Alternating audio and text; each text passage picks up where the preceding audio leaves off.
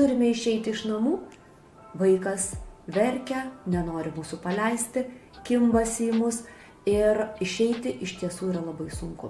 Noriu užbėgti už akių pasakydama, kad niekada jokiomis aplinkybėmis nerekomenduočiau išeiti iš namų vaikui užsižaidus, nematant visų pirma, tai yra toks, nepagarbus elgesys su vaiku.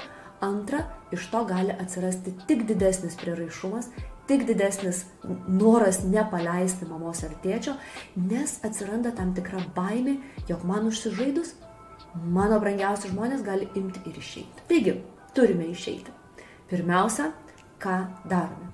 Leidžiamės į vaiko akių lygį ir priimame jo jausmus. Taip, girdžiu, labai nenori, kad aš išeičiau. Tada papasakojam apie tai, kada mes grįšime, kas bus. Dabar aš turiu eiti į darbą, tu liksi su tėčiu ir kai tu pamiegosi pietų miegelio ir atsibusi, aš jau būsiu namuose. Visą laiką apie tave galvosiu. Ir po šių žodžių mes jau galime išeiti, žinodami, kad mūsų vaikas lieka su saugiu suaugusiu žmogumi, kuris priims jo emocijas ir leis jas išbūti.